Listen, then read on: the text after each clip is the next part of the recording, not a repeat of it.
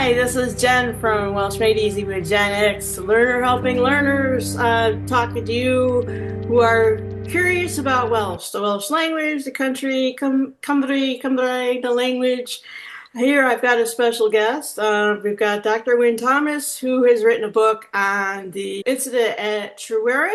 Is that how you pronounce it? Yeah, that's fine, Jim. That's fine. Perfect. Go ahead, Wyn, and let you have the floor and tell us a little more about your background and what you're writing about. Well, yeah, I've been studying this now for over 20 years. I studied Welsh history with some European history for my first degree, and then I specialised for my third year dissertation on militant Welsh national history or nationalism. And of course, Dryweryn featured quite strongly in that. And then having graduated in 2001, I then undertook a PhD program. And out of that came 3 books. The entire research period, involved 3 publications and quite a number of media projects as well. I thoroughly enjoyed it, but I'm sort of at the end of that sort of the writing period of it all now, I should say. Oh, tell us a little more about where are you from? Saesneg Fyw. Well, I was born in Llandrindod on November the 3rd, 1967. So I celebrated my 57th birthday a week tomorrow. Was it last Sunday? Oh, Penblwydd Hapus, Penblwydd Hapus City, Penblwydd Hapus City, Penblwydd Hapus City, Penblwydd Hapus City. Wow, beautiful, Jen. Voice like an angel. Oh, diolch yn fawr. Right, so the years are flying by, but so I was born there. I was the son of a policeman, which that sort of featured in the story of my research as well, because my father was involved in trying to certainly locate the devices which will be implanted in protest the flooding of Welsh valleys during the time of, during the late 60s, when I was sort of 2 or 3, that sort of age. And then we moved around. My dad was promoted. We lived in various sort of towns in South Wales, and then moved back to Mid Wales, to Llandrindod, when I was about 10. So it was good. I got to see another side of Wales, a more industrial side, as opposed to the more agricultural sheep farming side, which I hail from. I've always loved all history. I have to say, I fell in love with history as a subject at a very early age, as I did music, and both music and history have played important roles in my life, shall I say. So I was always interested in history, which led me to UK history, which led me more to Welsh history and British history at the same time, and then more into Welsh history as I became more aware of my Welsh background. Diane. It's been good, leading me really to the story of Cymru Fyw, of course, which is featured very strongly in recent Welsh political and cultural history. So having decided to embark on my PhD program, my first book was called Hands Off Wales, which is based really on my PhD. And then, having worked in the care sector for 25 odd years, I decided to go freelance in 2016. And I saw the opportunity to write John Jenkins' autobiography, I should say. And John had undertaken this bombing campaign, which my father had become sort of somewhat embroiled in in his role as a policeman, leading me then during lockdown and the pandemic to pull together all my research findings and undertake what became Dryweryn: A New Dawn, which basically looked at the constitutional journey of the bill, Liverpool Corporation's Dryweryn Reservoir Bill, and the opposition to it, and some of which was constitutional, and of course some of it was non-constitutional. And that led to political change, I think, for Wales. Tell us a little more about the water situation. Is it true that Wales, the water were they paying for their own water? Can you tell us a little more about that as a result of the unfortunate incident at Tryweryn? Yeah, I think a good place to start really is like the 1880 bill, Lake Vyrnwy bill, when Liverpool decided to flood a valley in mid Wales in order to create a reservoir. They had one in Lancashire, which is just north of Liverpool, which was seen as not providing as much water as the city needed. So they then sort of set their sights on Llanrydden and the village in Mid Wales, which businesses and farms and pubs and many people lived there. It affected a lot of people, but the protest in Wales was kept to a sort of rather a regional level. It has to be said. It didn't attract the same opposition that the flooding of Cwm Tryweryn attracted sort of 70, 80 years later. And that's really because Wales had changed in accordance with how much of the Western world had changed in the post-war period. So we're looking at 1945, and Liverpool are saying, well, we need even more water. So Lake Vyrnwy is providing 48 million gallons of water a day, and Liverpool state they need a further 65 million gallons of water a day. And so they look at Cwm Tryweryn in Meirionnydd in North Wales, and they say that's the value we need. All there is, the mineral wealth is there to keep the cost down, and the amount of water this region, as pretty much all of Wales receives a lot of rainfall. So why was 65 million gallons needed in Liverpool's eyes? Basically because they were looking ahead, and they were saying, okay, it's 1955 now, but we need to look at domestic consumption and industrial consumption 30 years hence. So what's going to be happening in 1975, 1980, and so on? But I think the big question is whether or not the domestic needs of Liverpool were already being met by Lake Vyrnwy, and that was only just one supply of water that Liverpool had, So I think there's always been a suspicion in Welsh minds that the flooding of Cwm Tryweryn was undertaken really to provide water to sell to industry. And somewhat in defence of Liverpool, you might say, the reason for doing that is because there's historically been quite an employment issue on Merseyside. So they were trying to attract businesses to the area. So that was one reason for it, but also because they were about to embark on this slum clearance policy. So the end of the war. Slum clearance policy?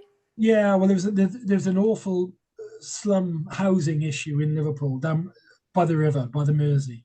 Like here in the United States, we have a history of what we call systemic racism, where the clauses in the real estate in the 50s and 60s, if I've got this correct, were designed for certain ethnic groups to stay in certain areas and other ethnic groups to stay in other areas. So they're designed in a way to purposely create poverty, systemic poverty, and then systemic racism that came to help form these policies. So in a way, those slums were created on purpose. And that's why we still have them to this day. Is that the same thing in the UK? Keep out certain ethnic groups or segregate certain ethnic groups? Well, it's a very good question, Jen, because basically what happened was the Welsh lived near to the river initially. And then their sort of social status, their financial fortunes improved. And then you see the Welsh communities leaving the river sort of settlements and moving, to more nicer sort of not industrial, but urban areas away from the city centre. And who came in their place? But the Irish, escaping the potato famine. Oh, yes.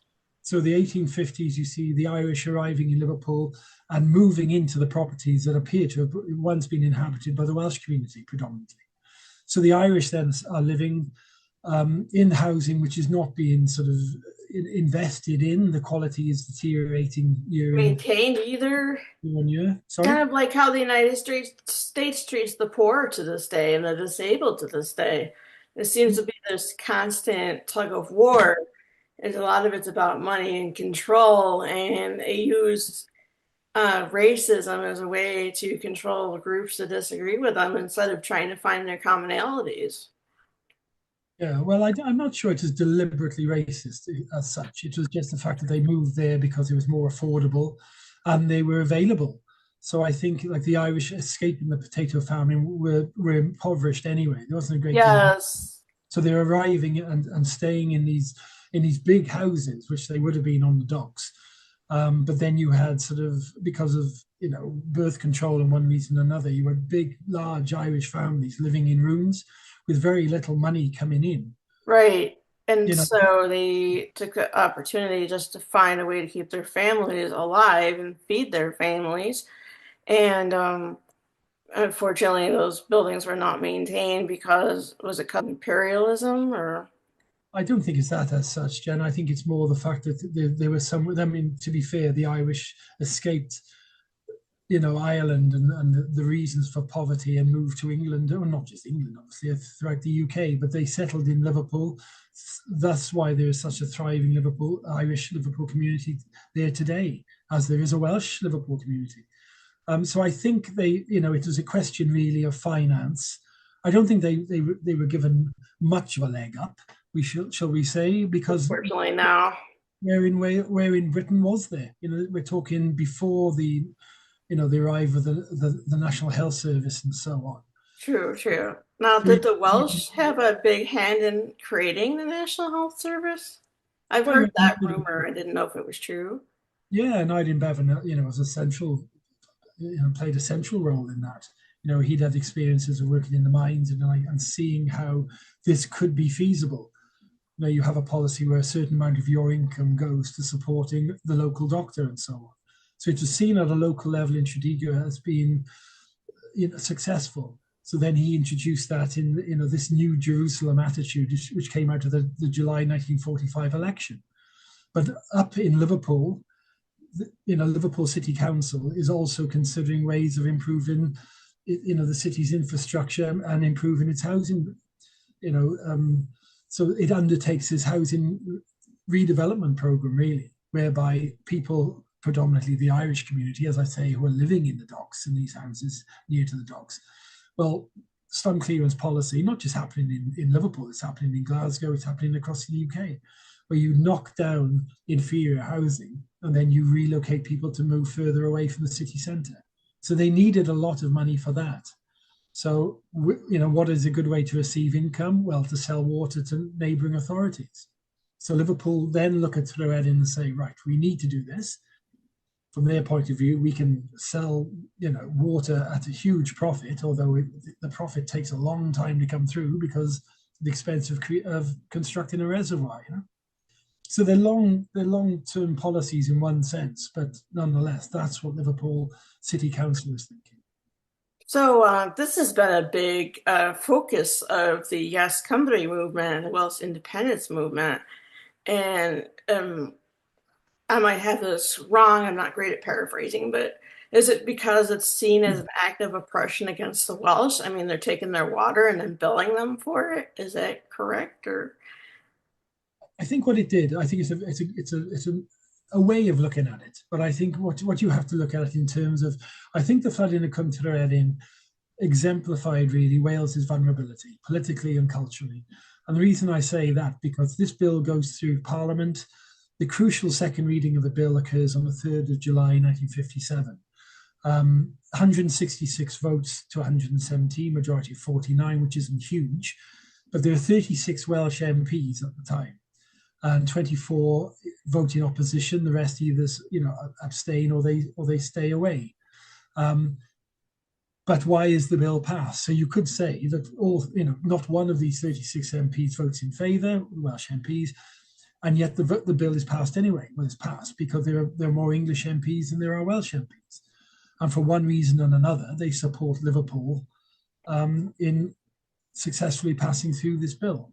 So in that sense, I think it highlighted to Wales just how vulnerable we are as a nation, because what's to stop any authority in England, identifying a valley which they think would meet their sort of reservoir needs, putting this bill through Parliament, it's likely to be passed, or certainly would have been at the time. Attitudes did change. So it leaves Wales feeling extremely vulnerable in both a political sense, but also in a cultural sense. Because this is a Welsh-speaking community who live in Cymru, and it's been argued it was one of the last. Well, I think that's stretching it somewhat. Obviously, there are many others, but nonetheless, when you look at what happened in 1880 with the bill for Lake Vyrnwy, there isn't much opposition, and if there is, it's only expressed at a local level. Was that done during the Blue Books era when they weren't allowed to speak their own language? Yeah, it's around that sort of period, choosing of the Blue Books and all that sort of 1840s. So they were already, the Parliament, or I'm not sure if I have the right word, Westminster was already trying to ban the Welsh history and their language, and they're already trying to basically take over and try to stop any remote sense of Welsh independence where people were afraid to speak their language for punishment. I And they think were what it shaming those kids. Yeah, well, I think It's what you have to sad. look at, first of all, there's a 1536 Act of Union. Between 1856 and 1843 are the Acts of Union. So let's go back one step. And basically, what it did was say that Wales is a language of the home. So you can't use Wales in a business sense, in a commercial sense, or a business sense. It won't be the language of commerce. It's fine for the home if you like, but the language of business in the eyes of sort of Henry VIII and the Tudor dynasty, and that, bear in mind this is somewhat of a Welsh dynasty. Is coming the Tudur is a Welsh family, but nonetheless they strongly identify with the idea of a greater union. Hence, the idea of the British Empire is born at this time. So what they basically say is, okay, speak Welsh. We're not going to ban it because I mean that would be impossible. But what we will do is make sure that it is not the language of business. So it basically takes on a second-class status with the Acts of Union. So then you have the treason of the Blue Books in 1847, where you have English barristers going into Welsh schools, talking to young kids who are probably having some sort of a joke at their expense. I think this seems to be the suggestion as well. So they come away from this with probably a predetermined idea anyway, that what Welsh is doing, what the Welsh language is doing, is holding Wales back. So they decide that education should be undertaken in Welsh as well. So then you have this development of the Welsh not. Now, how romanticized that has been is open to some conjecture. Some people say it's been overemphasized, but nonetheless, the child caught speaking Welsh would then be asked to pass this on to the next child and so on. And whoever was wearing it at the end of the school day apparently was punished for it. So this is a way again of saying that this Welsh, we're going to try and stamp out the Welsh language, which effectively, to some extent, if you see the language figures, they begin to decline. They So say that when you take away the language of a country, you take away its history, and just by attacking those kids at an emotional level, making them embarrassed, they feel embarrassed to speak their own language, and over time, they don't feel compelled to pass it on to their kids or their peers, or and if it's already been thought of as not to be used in business, really, it's like a slow attempt at slowly killing them from the inside out. It's I think it's just really, it's not a bad way of looking at it, really, Jen, because I think along with business, it's also banned in a legal environment. yes, yes. Just And if becomes it's their language, English becomes the language of the courts. But what you also have are parents deciding not to pass on the Welsh language. which is it discontinues the history because the language is part of the history. You lose the language, you lose history. So with these laws, the Welsh were not allowed to. Your hope, I think, from my own perspective as an American, I see this as them trying to stamp out their language. Like in the United States, we've got indigenous tribes whose languages were extinct or almost extinct. Now we've got people, shout out to a former colleague of mine named Dr. Jill Greer out in the Midwest, helping to preserve some of the indigenous tribes' languages out there. She's out in, I think she's out in Missouri, and I used to work with her when she lived here in New York, and we worked at a history museum. She's helping preserve some of the indigenous languages here. And isn't Welsh one of the indigenous languages of the indigenous people of the island, the original inhabitants? Yeah, well, it's arguably I'm right in saying it's the oldest language of these islands. Yes, yes. The third, And the trying third to older than stamp out England. 4,000 plus years of history, and that's just the recorded and oral history that we know of. Yeah. That seems pretty impressive to me. Well, I think it's remarkable how we survived as a nation, to be And we're honest. resilient. The Welsh are known for their resilience. Like here in the United States, I'm part of a Welsh diaspora that unfortunately didn't really pass on the language. I think there are some in the United States that did pass on the language and some didn't. And along with the loss of the language went the loss of the values. Like my grandmother had a lot of the Welsh resilience, didn't speak the language, but then when he got to my parents' generation, forget it. It's completely different. the And so I'm ability. trying to, as a language lover and history lover, learn the Welsh language. And you mentioned the pandemic. I happened to pick it up during the pandemic when I saw a viral video. I'm happy it went viral. You know, they talk about that this town right here, which would they just say Llanfair Pwllgwyngyll or Llanfair PG, but very good sport, Mr. Liam Dutton says Llanfair Pwllgwyngyll Gogech, Drobochen Silly Go Goch. It took him the whole clip was like 9 seconds and it went crazy viral during the pandemic. And hearing that when I was in the hospital is what got me learning Welsh. So it might seem a bit tropey, but for me, it was what got me on my healing journey because I have a brain disease and learning to speak Welsh was one of my first breakthrough on both the biofeedback screen and just from my own perspective. It's really helped me heal from those debilitating brain disease. I had to stop working because of my brain disease.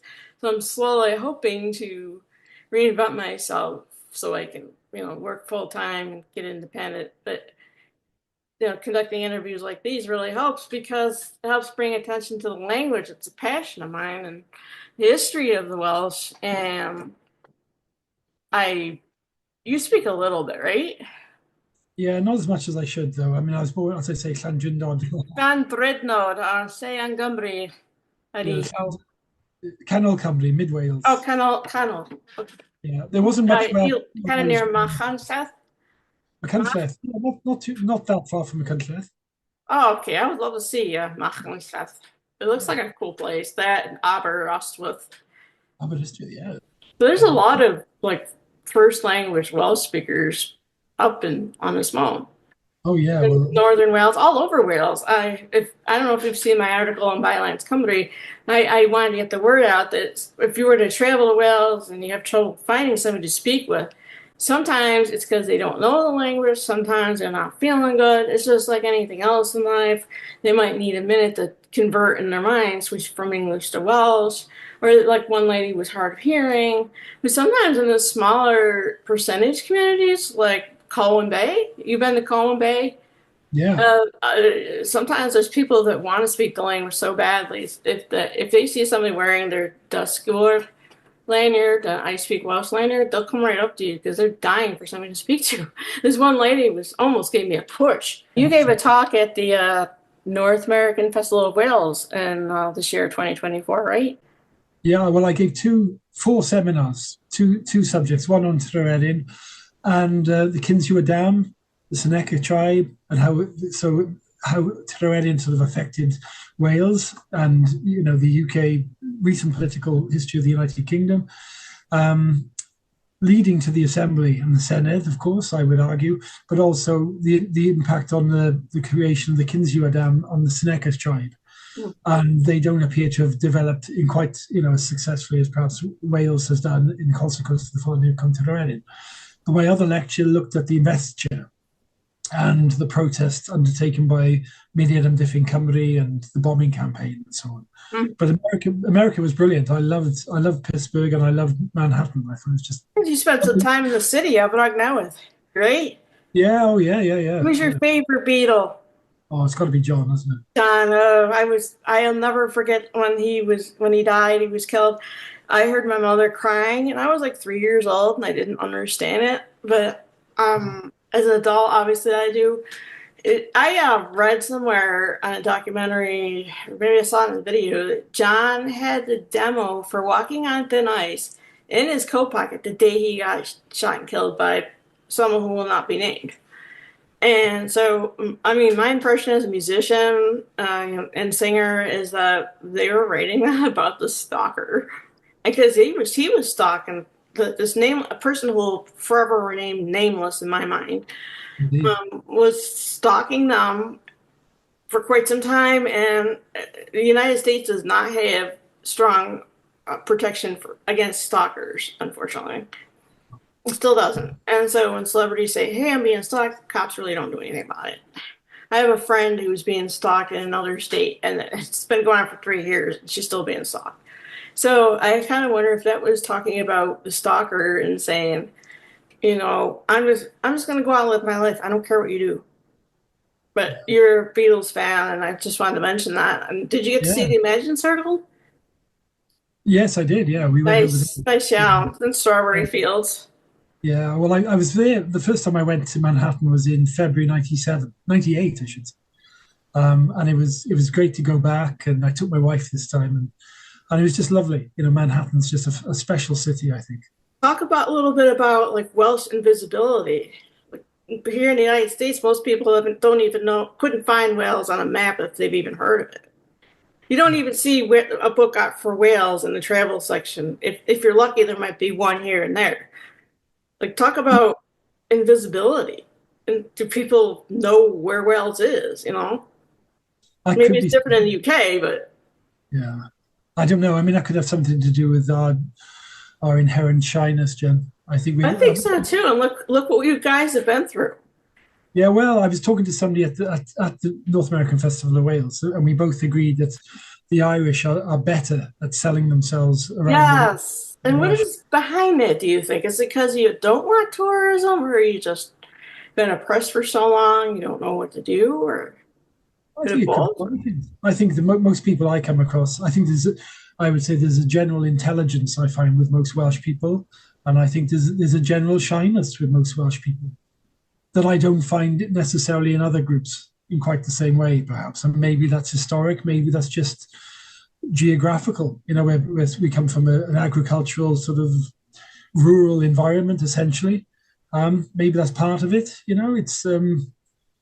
I don't know really, Jen. I mean, That's something I've been wondering about because, like, you go in, like I said, you go in a bookstore. How many books do you see on Wales? But you'll see all these books on Ireland or Scotland and other wonderful places, other yeah, Celtic nations. You almost yeah. never see anything on Wales. Or if you see a documentary or a group trip, it's like to Ireland and to all these other wonderful countries. But Wales is always the left out, and I maybe identify that with that myself because I've always felt like the odd one out, the one last call for gym class, physical education. I don't know how it was over there, but here we had to get together and choose teams, and I was always the last one chosen. I was never one to win awards or anything, so I always felt like an outcast for one reason or another. But I've always been resilient, and maybe that's the Welsh in me coming down from my grandma. Very likely. Yeah, you've got to be resilient. You have to learn that it's not about today, it's about tomorrow, and you just keep on going. And even with the Keep research, at it. keep at it. I mean, if there's one thing my research and my books have taught me, it's just immerse yourself and enjoy the process. And it's overwhelming on occasions, but just keep batting it on, keep going ahead, little steps, couple back, get up, brush yourself down, and keep on going. Keep And that's at true. it. Keep on True keeping of all on. As good they stuff. say in Welsh, dal ati. Dal ati? Yeah, well, Dalatia, exactly Dal so. ati. Yeah. Thank you. Diolch yn helpu. Thank you for helping me with pronunciation. Before we wrap up, I just wanted to say thank you, diolch yn fawr, to Croeso, diolch yn fawr Dr. i chi. Thomas here. Check out his book. Tell us where we can find your contacts and your publications. Well, thank you very much for the promo, Jen. I appreciate it. I've very much enjoyed our chat too. It's been lovely. Yeah, it's been wonderful. My website would be a good starting point. If you go to www.drwynthomas.com, and then there's various links to the music side of what I do, because I'm a songwriter and musician as well. And obviously there are the books. And there's 3 books, and the website gives more information really about all that I do and Wales and my love of Wales and all that stuff. Dwi'n happy iawn. Diolch yn fawr. I want to say, when I was in Wales, I was so happy. It was the first time and I can remember I could say life is good. I just felt so relaxed. People were so chill, laid back, easygoing. There weren't so many rules and regs like there were here in the United States. Like even with my Welsh language class that I take on Dysgu Cymraeg, it's like if you miss a day or two, you don't have to provide a doctor's note. You don't have to prove that you were sick. Here in the United States, there's rules and regs for everything. I also like to see high fructose corn syrup and MSG banned here in the United States, like it is in the UK, especially in Wales.